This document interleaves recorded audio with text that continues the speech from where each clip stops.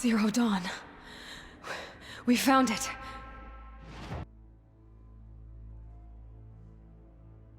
Hey everyone, welcome back to the channel. For all the newcomers out there, thank you very much for clicking on the channel and giving me a chance. I really appreciate that.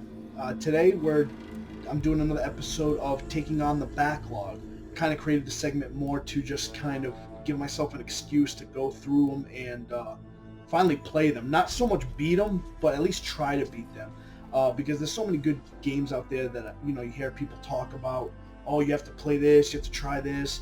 And I'm one of those that I have way more than I ever even played, let alone beat. So I kind of created this segment just to kind of give me an excuse to go through it. And for a lot of these games, I'm playing, things from Nintendo, Super Nintendo, all the way up.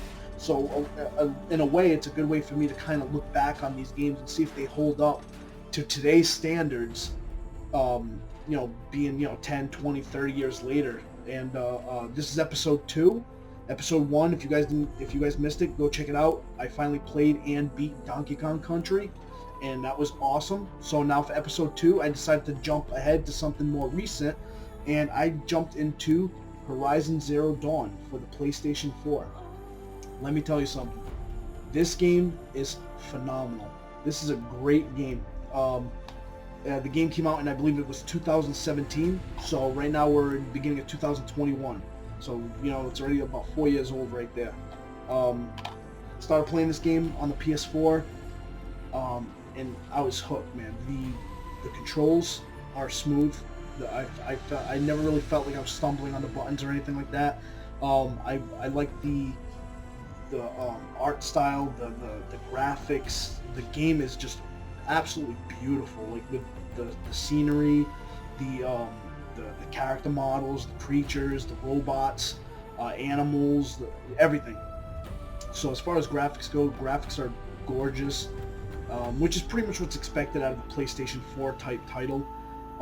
You expect good graphics. This game definitely delivers. The graphics are great. The voice acting, I think, is phenomenal. Different weapons and different upgrades you can have, so it kind of keeps the game fresh. You always have you start off with a single bow that only fires 1 or 2 arrows, to then having a full arsenal of bombs, having fire arrows, ice arrows, lightning arrows. You fight small robots all the way up to these gigantic creatures that definitely keep the game exciting and keep that that adrenaline pumping while you're playing the game. Graphics were amazingly gorgeous. I found myself countless times stopping and just kind of taking in the scenery. It just, what you expect from these type of games, these open world kind of games. I mean, if you own a PlayStation 4, you definitely got to try this game out. You got to pick this game up, give it a chance, because it is fantastic. And they got the second one coming out pretty soon, I believe, maybe towards the end of this year, or maybe next year on the PlayStation 5. I can't fully remember, but it's coming. So I figured this was a great opportunity for me to finally sit down and finish this one. And yeah, I'm not disappointed. I put probably, I don't know, maybe 40, 50 hours about into this game.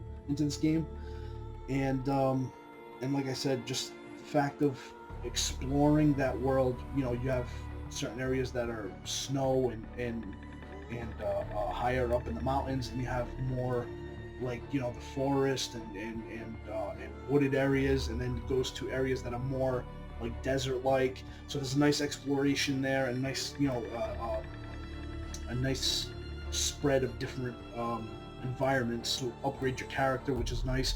You can pick what branch you want to follow, as far as being more combat oriented, being more scavenger oriented and whatnot. So that's a nice little touch there too. Is that the feeling you get when you take down one of these robots is awesome. Because like I said in the beginning of the game, you kind of can only really handle the smaller guys, and even then that's pretty exciting too.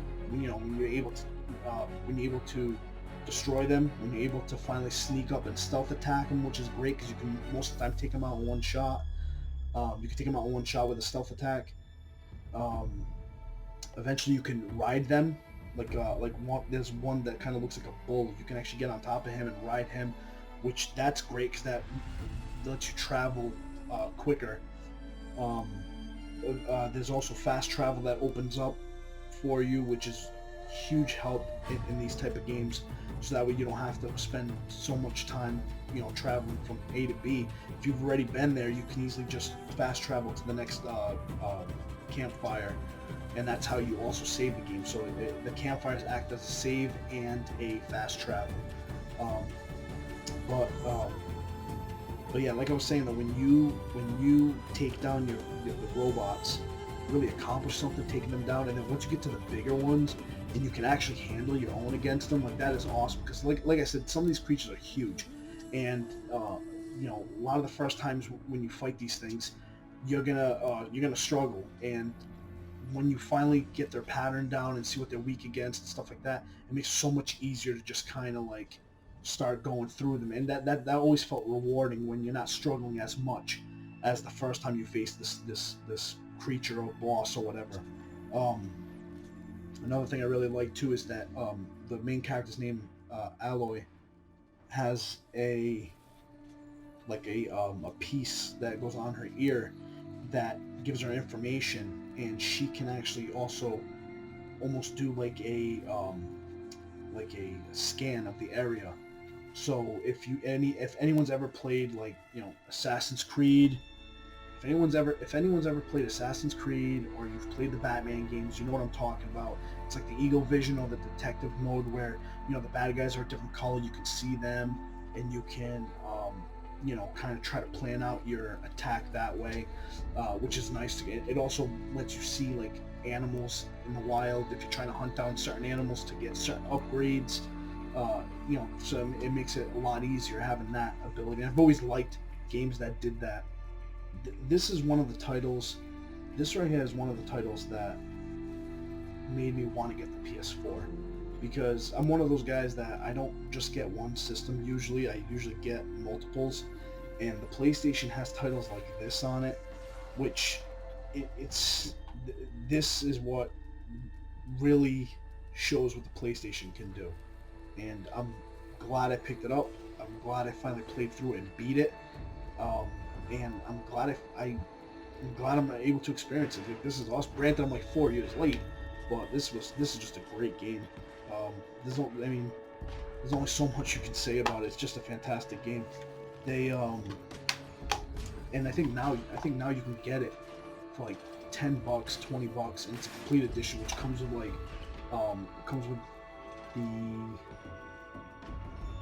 the Frozen Wilds expansion. So it's like you get a free expansion pretty much with it too if you get it now. So yeah, if you're out there, you have a PlayStation 4, or you just got a PlayStation 4 recently, you're trying to think of some games to test it out, I would definitely highly recommend this one. This is a fantastic title. Another thing too is, like, I don't want to ruin the story, so I don't want to like get too much into it. But it's pretty much like, think of the robot, almost like Terminator, where the robots kind of take over the world, and the robots take over, and mankind is kind of forced to the point of almost extinction. And that's kind of just the general idea of it. And as you play, you kind of discover more about it. But definitely worthwhile. A lot of fun. I mean, I don't know what else to really say. Great game. Definitely, I knew this was going to be one of the ones that I was going to try to beat for this system. And not only did I beat it, but I also went and like tried to do like all the extra stuff on it, like the challenges and stuff like that, which I usually don't do in games, but this one's just that good. But yeah, so that's all I got, guys. Thank you very much for watching. Please like, comment, and subscribe. Share the video, and I really appreciate you guys watching. And stay safe out there, guys, and take care. Thank you very much.